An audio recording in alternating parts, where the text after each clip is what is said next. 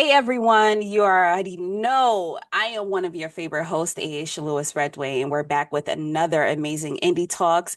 And this time we got in the building all the way from London, Mr. Dayor. How are you? I'm good. I'm doing all right. I'm doing well. How are you? I'm doing good. I was almost about to say Dior. Yeah. Like, but So many listen. times people get my name wrong. You're not alone still. Like a lot of people get I'm always correcting They people. or I'm super excited because first of all the way from London, Yeah. and you have amazing music, which we're going to tap into in this interview. And I do want to kick this off just expressing and giving you flowers in regards to your creativity, your styling. One thing I love, I feel like we have a lot of influx of wonderful artists that are actually coming out from Europe. And listen, I mean, to be able to come across you, to find you, and to kind of put you in that category is, I mean, it's in awe because I mean, like you're the capacity of what the music in which you create is just it's very top level. Thank you. That's high praise. Yeah. Yeah. Thank you. I think a lot of things are coming out of the London scene in general. Like a lot of I think that London's we always listen to R&B coming from America, of course, and that's influenced all of us. But I think um a lot of people in London and all over the world are ready to hear it from London voices now. So I think that's why it's finally really like taken off and it's getting that push right now. So Yes, yes. So let's kick this off. First of all, let's talk about this because I know you started your career. You started actually being a little bit more serious about music around 2020, around the COVID area time, at least here in COVID, in a now, sense. as well, COVID was Oh, we was okay. in time. So yeah. So let's talk about like what was like really happening for you to really make that pivotal decision in a sense Yeah. of I'm really going to take this journey and really in music and really take it serious. So if you ask a lot of people around me, they'll say it was out of nowhere. It was mainly actually 2019 going into 2020. That year was year 13 for me, or for you guys, that'll be like 12th grade, so like the final year of high school. Um, and I think I've always been like decently good at school. Like I got Mhm. decent grades. I didn't enjoy it. I always hated studying and doing anything. And when people were talking about university or college, I really couldn't just see myself really doing it. And I've always been like a big fan of music, like, but just as a listener, like, I've never really sung before, but I was like big into R&B growing up because of my older sister, stuff like that. And in my area in London, the way it is, like everybody knows somebody who's making music, releasing music on SoundCloud, doing something. So I was always in and around it. I had friends that did music, all of this stuff. And then I think during that time, like, um, I was just like, what do I want to do? And then my friends were just playing their music and sending their music to me. And I was just like, you know what? I'm gonna give it a go myself. I think I can do this. I could do better. Like, I want to make the music I want to hear. So I gave it a go. Didn't think much of it. Sent the song to my older brother, like my first demo. And I had to actually travel so far to get studio time. And then when I was on my way back, it was radio silence for my brother. So I was like, okay, he's heard the song. It's not good. I'm just gonna go back, go to school, do whatever. But by the time I got home, he was like, the whole neighborhood had already heard it. He said it to everybody, and they were just like, "It's this your brother? No way. He sounds really good." And I think that's when I kind of just like, okay, this is my thing. So I'm gonna really get into it. But later down the line, I came to realize that maybe that wasn't the best way to enter, and that kind of led to some like roadblocks along the way. I think it was like maybe like probably 2 years after that when I actually realized that this is actually something I really want to do. It's not something that I just stumbled into. Like I got to like take a back seat and be like, is this actually how I want to like live my life? I want to like make music for people and yeah, so I kind of went through two discoveries, but the first one was in 2019, just coming off of school and just thinking, you know what, I want to do my own thing and music, I'm good at it, so I'm gonna give it a go. So yeah, I hope that love answers. that. And the one thing about it, like we were literally just saying earlier, in the sense of like how many artists are really showing up from London. I feel like we have some amazing artists in the sense of it. How much of the energy and the artistry that is coming out of London is helping you shape your sound. Yeah, a lot. The thing about it is that a lot of the people that are like bubbling up now, they've been underground or under the surface for years. So like we always been like aware of like who's who and stuff like that. And I think just seeing like certain people take off, like for example, people like Odell, Sasha Keeble, K1, like okay, like it kind of almost sets a president, and it's like, okay, this is how they managed to do it. They haven't really had to change up their style, but they've done certain things to really make sure that they connect. It does shape how like, I approach things and how I approach this project for sure. Just making things a bit more focused for people to really understand like who I am and what I'm bringing to the table. Okay. And the one thing I always say, because when I'm speaking with artists, I let them know, I'm really big, like I have an overall ear in regards to music. And the one thing here in the States, like R&B, there has always been this huge discussion around R&B, whether if it's dead, it's alive, like all these different discussions, right? Which we're kind of sick of in a sense of it. But longevity of the sound, right? And artists in R&B we feel like it's coming for the past couple of years, it's been coming to a head. While London, such a relevant genre of music every single Yeah. day, right? And it's thriving. How do you, with the comparison in regards to obviously states, and then also for Europe, how do you feel when it comes to those conversations of R&B? Do you feel like it's the same, or do you feel like it's a little different? Like, what is your take?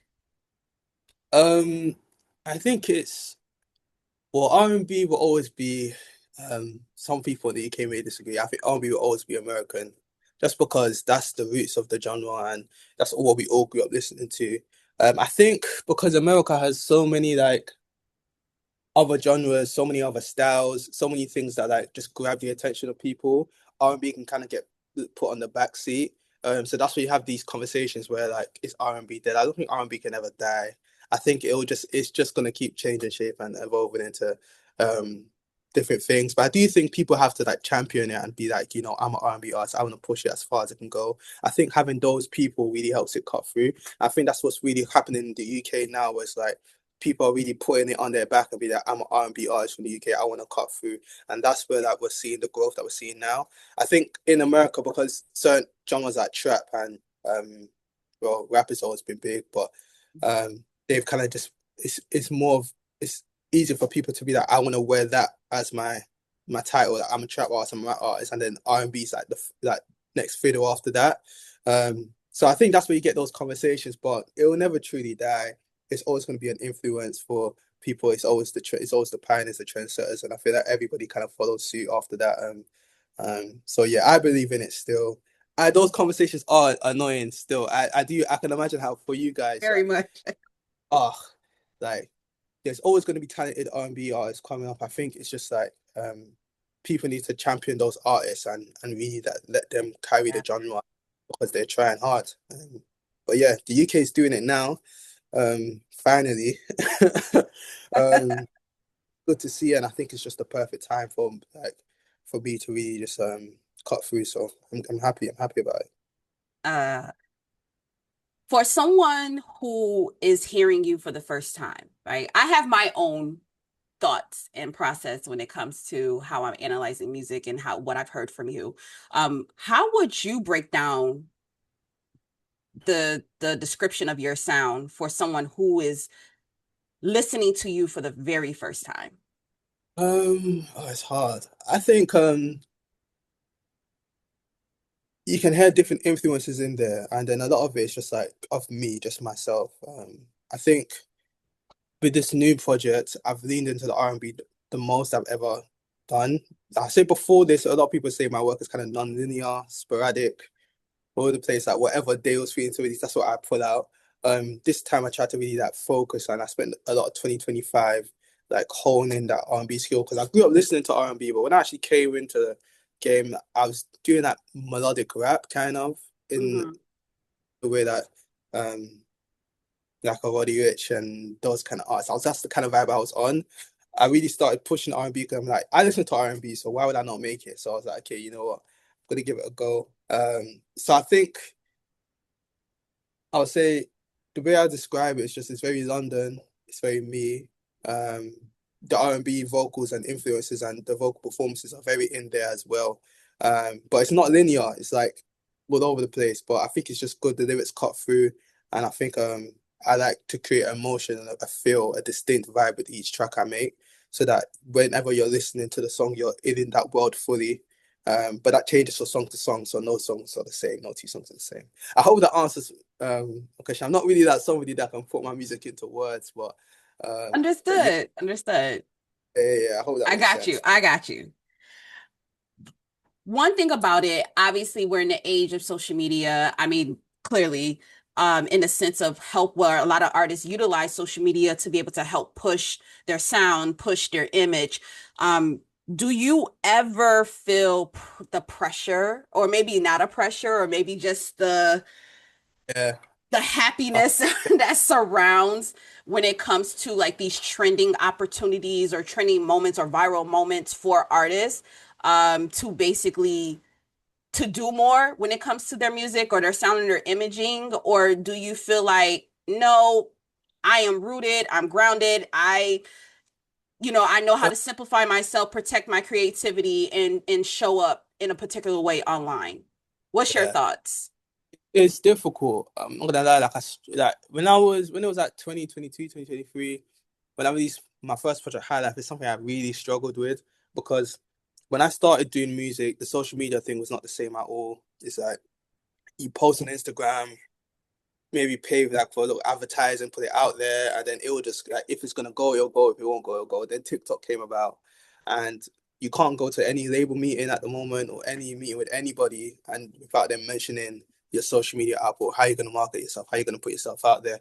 And if you're somebody that wasn't like you're not naturally inclined that way, and you kind of want to like protect yourself, protect your peace energy, it's kind of hard to approach that. And that's very much me. I would say like when I was growing up, I wasn't on social media a lot, didn't have Facebook, didn't have all these things. So going into music and having to become that was kind of challenging for me. It still is a challenge for me. But I think I just talk to a lot of people who are close to me, like my manager, my brothers, my friends, and they just say, just come as you are.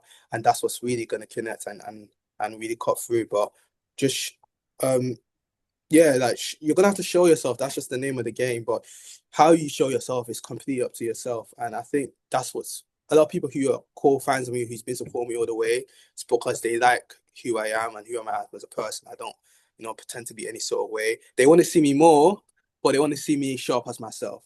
So I think there is a pressure to post a lot, but I think in terms of how you show up however you want to show up. Really, there's no right answer, and I think people will be able to see that if you're being somebody else.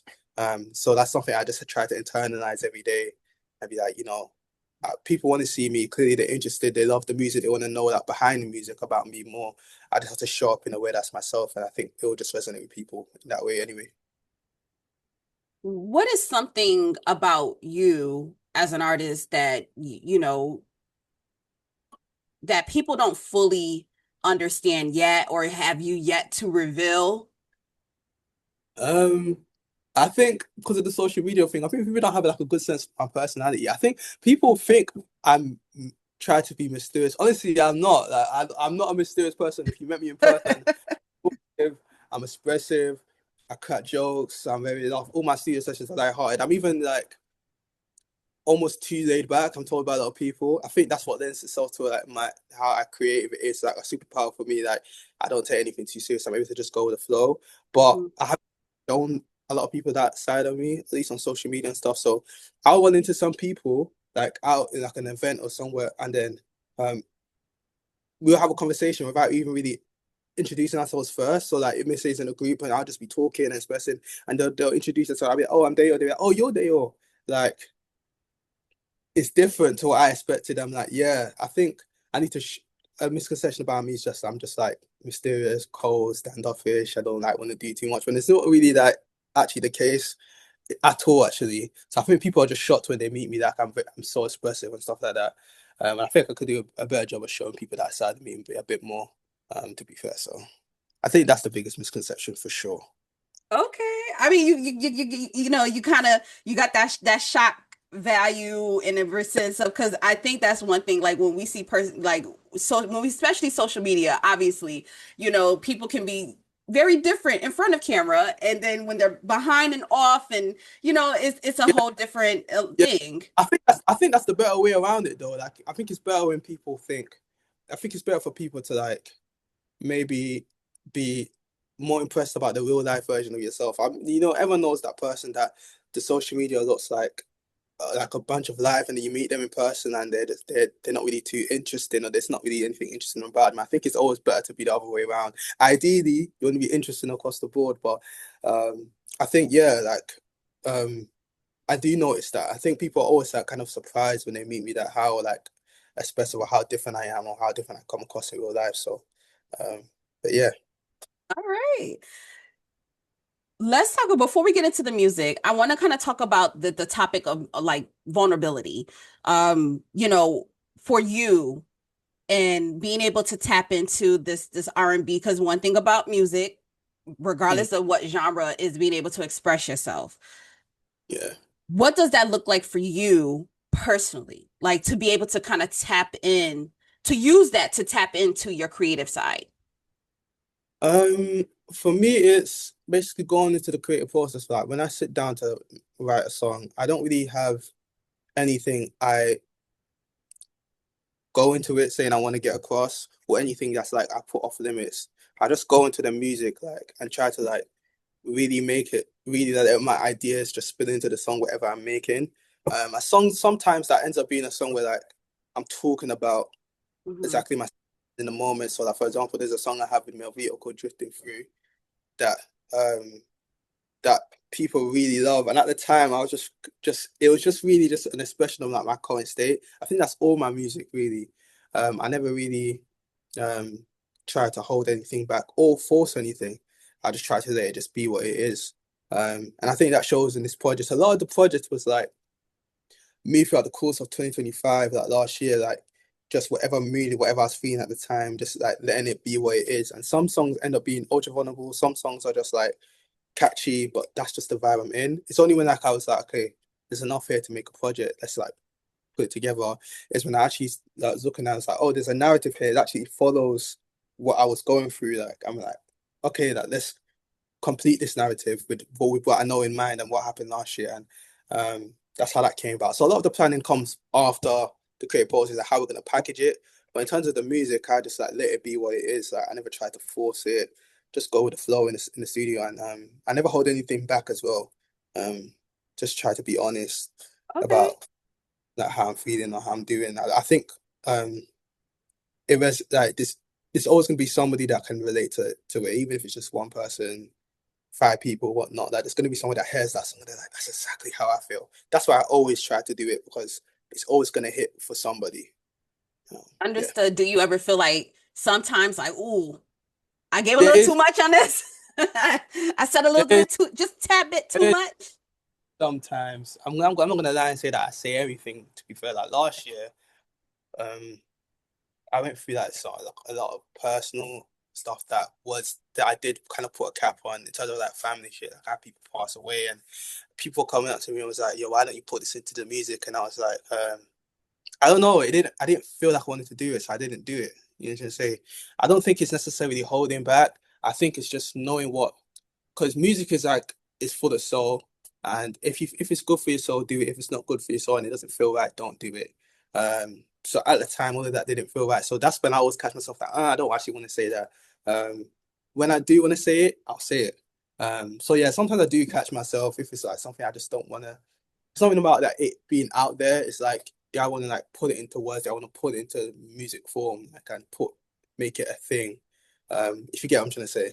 And like, sometimes it's like no, like this is I want to like keep this in my heart, keep this in my head for now. When it's time for it to like exist in like the medium as a song, then it will happen. But for now, I'm just gonna put it away. So I do that sometimes, but that's only when it's like proper serious or anything that's like okay, I need to unpack this. I haven't unpacked this yet, so we're gonna like leave it for now. But Okay.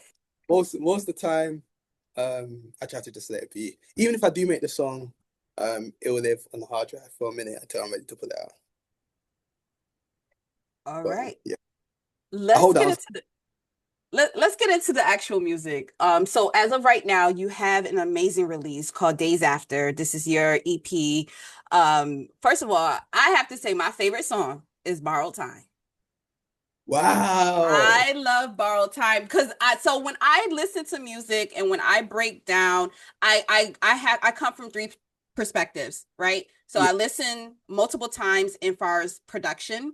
I listen and I pay attention to the lyrics, and then I also just pay attention to the overall together, the flow, the how it comes together, right? I think what captured me most about borrowed time was the lyricism, like the lyrics of this, like how deep that was, what borrowed time actually was. But I digress. I want you to kind of talk about more of this body of work, where Uh-huh. where you were coming from in the creativity of this.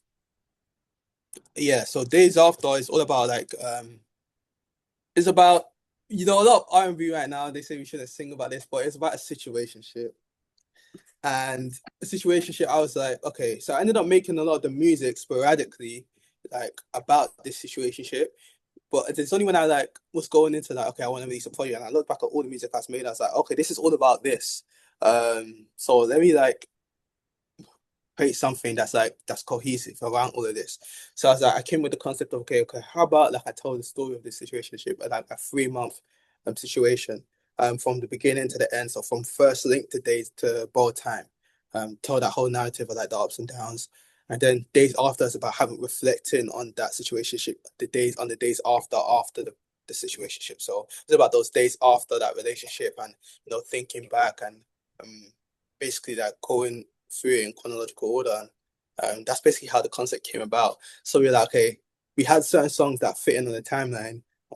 All we had to do at that point was, okay, now we just have to fill in the gap narratively. And then once we done that, we could have really got more to depth with it, but I was like, okay, 8 tracks, we're gonna leave it at 8. And then once we had that, for at least at me, it all made sense in my head. Because the story's not really explicit, but if you know, you know. So once it made sense in my head when I was listening all the way through, I was like, okay, cool, it's ready to go. And that's basically how I came back. Okay. I love how you was able to take and really just piece it together in a sense from start to finish in regards to whether it's a situationship in the sense of it like really like I want to say like in real time like the actual Yeah, process like from start to finish like how it comes to connects together and then actually how you got to kind of because that's why I kind of feel like with borrowed time it's more of like okay now you're really coming to terms like yeah, this ain't good, this ain't yeah, healthy, we both was the problem, but yeah. I gotta let this go. Like we just gotta go our separate ways at this point. I think that's why that song is just it's been a favorite from the time I made it, just because I think it just puts a um even making the song was just like therapeutic for me. It was like, okay, this is just putting my feelings into words, and it's that finalization of okay, like this has to be the end. And just putting because in board time there's really no one to blame, um which I think is the healthy way to go about it. So that's why okay, this has to be the final song, and how I end it off. And I'm happy that you like it the most because Oh, it it's was my a favorite. my I, favorite I switch. love I love the whole project. It's definitely top favorite for me. Yeah, that song is it means more, so I'm happy that. Okay. And what do you feel like, even with this, you describing the process and the production process and also the thought process in regards to this project, what would you say could have been the most easiest or maybe the toughest part of this project for you? So the toughest part of the project for me was so in around the start or the start of last year is when I started working with an artist. Well, he's an artist now. When I first met him, he was a producer called Jed So, super talented, and he was very R&B focused. And at the time, I was kind of all over the place with how I did it. A lot of my delivery was R&B, but I hadn't really sat down and said, okay, I'm gonna make an R&B body of work. So when I started working with him, it was a lot of me realizing that if I'm gonna do this, I have to do it right. So it took a lot of trial and error, refining my pen for that style. and making sure that like I do it correctly. And I feel like that was the hard bit because it's like making sure I understand how I want to come, how like to structure these songs, how to write them in a way that how to do this riff, how to do this melody, whatnot. Once I was confident in the fact that okay, that I can release this R&B, okay, I found how R&B is going to sound coming from me. Then I was like, okay, cool. Let's full speed ahead. That the last 6 months of the year was way easier than the start of the year. So after that, figuring that out, the easy part was really just I don't know. No, none of it was really easy. I'll say maybe the easy bit was um I would say coming up with the source material for the project. Like I said, the way I work, I don't really like bog myself down trying to think of something to say or that. I just really like just whatever's coming to mind. I draw from inspiration, whatever's around me, what I've been through, and I don't try to force it or hold too much back. So subject matter came easy, but in terms of like structuring, making sure that these are actually good songs, that was the hard part for me. Okay. If someone, I mean, when if like I said, you made this, and I think this is very real, very layered in a sense of being vulnerable and especially explaining the type of relationship in which you have on this project. What is like one of the key things you want listeners to take away from either overall from you as an artist, the creator, or just from this project itself? I really wanted people to take away the fact that I got a pen. You know, to say like I can write some music for real. Okay, clock it. Uh, they say I got the goods on me, so that's what I wanted people to really take away, and also that I can be a bit more focused. I think things I would hear a lot from the past, in the past was okay, like they were really good, but this song you released or this you're in like a completely different vibe to how I first met you, and I like this song from you, I like this style from you, and you just change like however you want to change, and I think I just wanted to make something that was cohesive that when you listen to it front to back, like it's it holds up. And I think that's like another level of artistry when it's easy like for people to be talented, but to actually make a project is that's actually good, it's hard to do. So I wanted to kind of prove that to myself as well that I can do that. And also, lastly, this goes into the pen thing, but like also the hook writing. I wanted to really like show people that like, I can write a good hook, um, because that's also something that I was, it's good to get constructive criticism, people coming up to me and saying that I think that's where that you can make that extra step. So those three things is where I really want to like show people that what I can do, so to speak. Okay. And the one thing that I love about this project as well, before we transition, the collaboration. So you had two features that was on here as well. Shout out to the features here.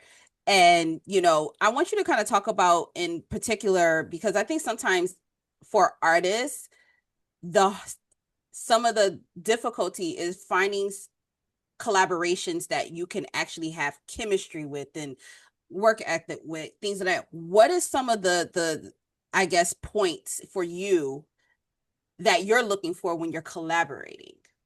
Um, first, yeah, firstly, I had to like actually like the artists of their music, myself. Like, actually, there's like both YB Heavy and From Jerome are like two guys that like I respect them as artists. I think that they do their own thing and they do it well. So I think that was a big thing for me. Another thing is that, like I said, that chemistry. YB I've known since maybe 2020.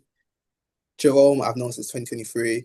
Just like off of just doing music is how I met them and I've become closer with them. And it seems like a lot like outwardly, this is like my first features, but I've known these people like we've gone out and we chill together all the time. So like these are guys that are class my brothers, like I've known them just doing music in London, it's like it's quite small. So you end up meeting a lot of people. So I've known YB for a while. But then sometimes that can add pressure onto it because you're like, okay, we've because it's been in the studio time and time again. We made so many demos. We know each other for a minute. Like this one's got. I want you on my project. Okay, now the song has to do this whole relationship justice because like it has to be good. So that was the pressure. I think YB for me, I had to really explain to him that I want you to do what you do on it because I like your music, I like what you do. I think for him, it took him a minute to like sit down and do your verse because he kept trying to like meet me where I was. And I was like, the whole point of it is that I'm already singing. You do like a rap style that's melodic. I don't want you to like kind of match me. Just do what you do. This is what the song's about. Handle your business, like do it like that. And that verse was, one of it's one of my favorites on the whole project. And then Jerome, me and Jerome have like we were kind of very similar in some aspects. So for him, he just kind of understood what I wanted to on the street, and he just came in and just knocked his first out like that. So, for me, it's about that personal relationship. Just believing in the arts. I'm thinking I think they're good themselves, and then also like them just understanding where I'm coming from and the vision I want to do in the project, and just being excited to want to do it. I don't want it to ever be forced or anything like that. So. I hope that answers the question. Now, me, I Yeah, can just go. no, definitely. It definitely I can, do. I love it. Because they sound amazing. And as well. And then that actually put me onto more of their music. So what they have going on.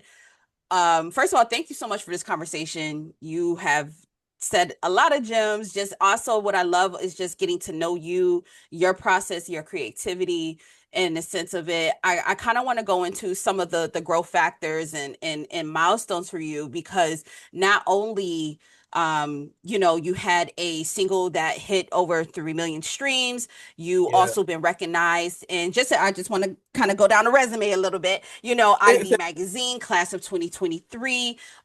With all of this, right? Also performing at the Roadhouse.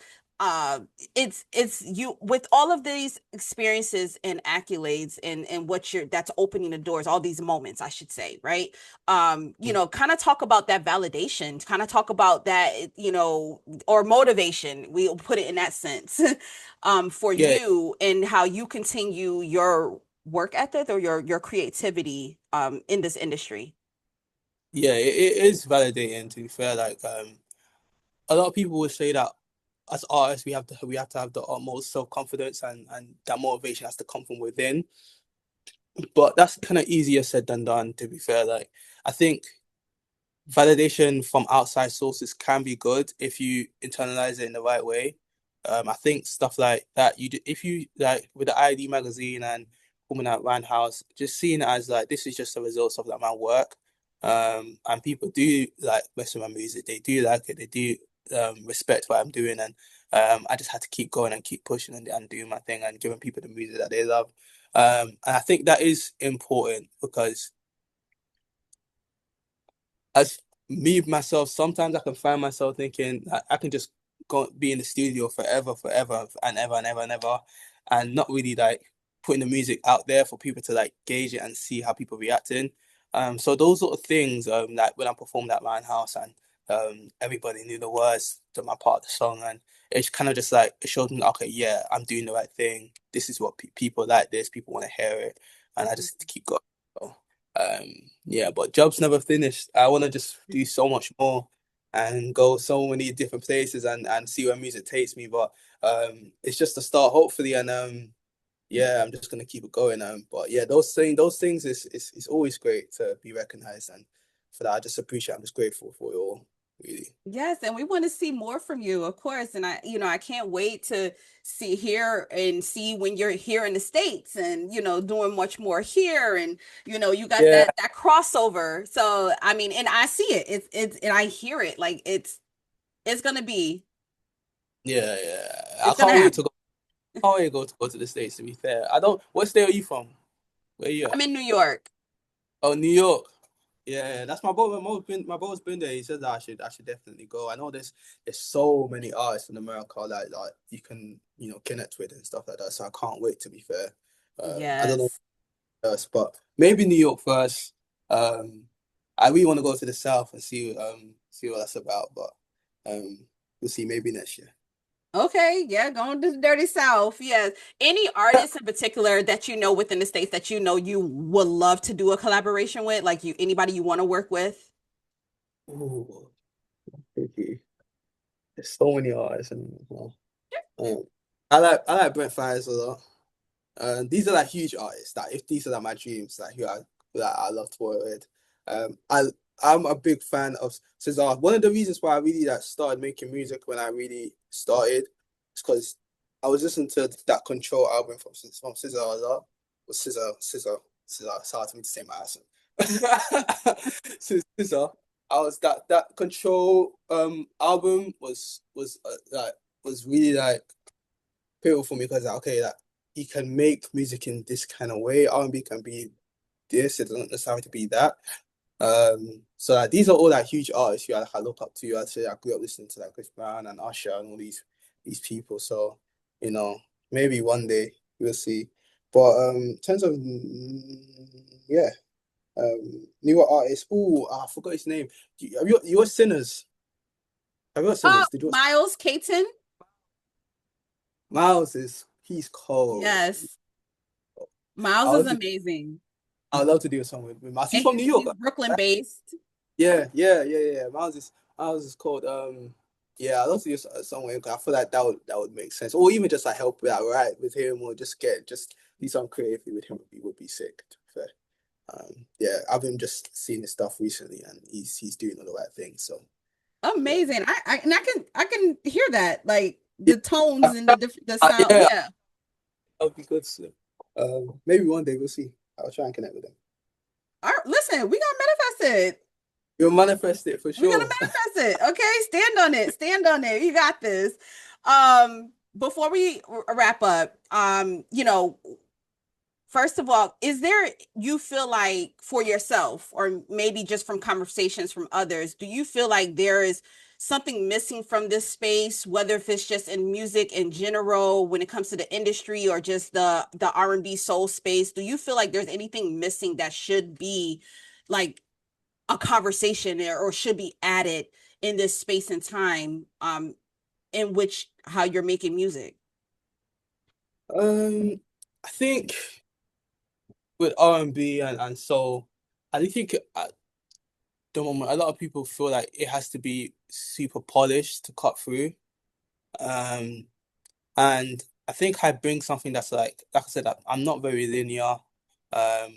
Like some people say sporadic, everywhere, but the music is good. But it's just like I think people realizing that you can really come as you are. You don't really have to look a certain way. It doesn't have to necessarily be packaged a certain way. Um, just come as you are. Make sure that the music is authentic to you, and the music is authentic, to be fair. But I think it's just that, like I said, that level of polish that a lot of people feel like they have to be before they can really put themselves out there. I don't think that is. I think that's holding a lot of talented people back. And yeah, I think a lot of people should just release the music and drop like what's really authentic to them. Don't think about the rules of the genre necessarily. Of course, adhere to some of them in terms of like, but and a lot of it also just like what's true to you. Like really trust your own ear and how you want to make music and how you want it to sound. And yeah, I think we would have a lot more variety and a lot more people coming through like with different sounds. And I think rising tide waves. What's the saying? Rising tides raise all boats or raise all ships. I think if everybody's coming through under that with a bit more variety, a bit more difference, the genre will thrive um, as a whole as well.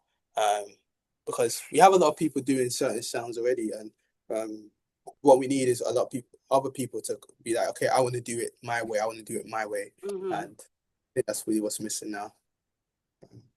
If I Okay. do see, but I'm Yeah. just trying contribute and add to that. And hopefully that when people hear the project and they like do a deep dive on my music, that's what really cuts through. Is like I'm just trying to be myself and do it my way. Um, yeah, hopefully people listen and they resonate with it and it, it hits home. And I'm sure they will. It's amazing music. And the one of my favorite questions that I do like to ask, and really kind of get encouragement from artists like yourself, right? To encourage other artists, because it's so much to be an independent artist, and be creative in this space where it's can be saturated, with so many different sounds, so many different influencers and things of that nature. What is some words of encouragement for yourself as you're continuing your journey, first and foremost, to other artists and other creatives who are either, they're trying to find a way to pivot, or they're just starting out, or whether they're trying to refigure it out for Yeah. themselves in the sense of it. What are your words of encouragement? I would say kind of similar to my last point, but in different in the sense where it's like a lot of people feel like they have to have okay, so a lot of people have an idea. A lot of people have great ideas, and when they want to execute it, maybe they feel like they've fallen short for whatever reason. Maybe they don't have a label backing them, or they don't have the best equipment, or the best people around them, or somebody to like help them write it perfectly how they see it in their head. And that stops a lot of people from putting things out because they're like, okay, um, this is not how my favorite artist would do it. So I Mm-hmm. can't do it. I can't do it this way. But I think a lot of people really have to try and push through that thinking and just pull it out anyway. Because what's gonna happen is that someone's gonna see it um, and actually understand what your intent and what you're trying to do and where you're trying to go. And they will actually give you some grace and be like, okay, I see what he's trying to do and I see the vision behind this. And um, and then, yeah, and over time, you'll perfect it and you'll get better and you'll get that support that will come and you'll be able to do things exactly how you see it in your head. But before that happens, don't let that hold you back. Like just put it out anyway. It's gonna resonate. It's gonna resonate with somebody. Somebody's gonna understand what you're trying to do and how you see yourself and your vision. Um, and just keep going. And eventually, one day, you'll get to how you see it in your head, and you'll be that artist that you envision. You can be as you can be, and but you just say that you just have to start somewhere and just put it out, and one day you'll get there. And I think that's a message that I just tell to myself as well. It's not like I'm preaching down. It's like I try to internalize that every day. Like things when it go to plan. Okay, we don't have the funding for this, or we can't do this exactly how we see it. But I'm just gonna do it anyway, and um, like I don't want to be held back, so I'm just gonna try, and you just keep trying. I love that. I love that. That's the one thing I love about our segments is that we are able to have our artists and creatives be able to encourage another artist, another creative, because collaboration and support is so important. So Mm, thank you so much for that. Guys, thank you. listen, wasn't this amazing? Like, yo, so dope. I love it. Dayor, thank you so much. Days After is out now. It's on the platform. Please support. Just don't stream it. Purchase it. Purchase it. Thank you. Purchase it Run, for real. run it up. Okay, I already got it. My credit card, like, listen, we can't take no more. What's going on? Like, I'm already, we already have it. What's going is it's a good piece body of work. Again, I'm looking for more. I can't wait till we actually have a full album. yeah, it was All right, coming. We're it's gonna do it. coming. Okay. Back. What's next? Before we close out, what's next? In a sense, I usually hate that question myself, but I'm really excited for who you are as artists, and the work that you are putting out is so good. Like I can Thank see the trajectory in you. regards to what you have and what you're working on. Um and possible longevity so Thank you. in your sound. So what you got? What's happening? Okay, so I told myself this year I was gonna put out 2 projects minimum, maybe 3. I don't want to overkill it, but I think really I just want to work on output. I think that's been something that's held me back before. So I'm already working on the next one. It's probably about actually I won't give you a percentage, but it's it's decently almost done, and I want to put that out before like this year. I won't do it there. I want to put it out this year. Like when is that? Not by the end of the year. Like it'll come sooner than people think. Okay. So that and I want and the next project I'm really focusing on being that more collaborative and like you said like work with other artists and bringing out the best in each other and stuff like that. So like the next project prepared to have a lot more features, a lot more guest appearances, um and then I want to get on that stage a lot more as well. So we're going to work on that, a couple of showcases and things we have in the works as well, just to show people like a different side of me because I feel like a slept on aspect of R&B nowadays is that performance aspect that you know we really can only see that the best R&B performances in church. But I want to like, bring it out of church as well, and like show people like good R&B performances, and show them that I can really like go on that stage as well. Because but yeah, like those are the two things I'll say. Just wait and see. There's more to come. No more breaks. No more hiatuses. No stopping. So if Listen, you're a he fan said full steam ahead, okay? of me, then you're gonna get like you're gonna be seeing a lot more of me like going forward. So yeah. All right, I love it and love it, and definitely keep us in the loop of what you got going on. We are forever family now at this point because of the Yeah, at this what you got going on. We good. We got so when you yeah. come in the States, listen, we Okay, here. Like we gotta find you. What's good? yo, I'm gonna see you. Dayor, thank you so much once again for sitting down, taking this time to speak with us, to kind of talk about your creativity and your body of work, which is amazing. So remember, guys, please make sure you are supporting. Please get the project Days After is out now. Okay, now. All right. So once again, thank you. And guys, make sure you tune back in with us for another Indies Talks. I am your host, Aisha Lewis Redway, and it's always a pleasure to be able to be the voice for the culture. All right. So it's nothing but real music, real style, and real people. And it don't get no realer than this. So until next time. Peace.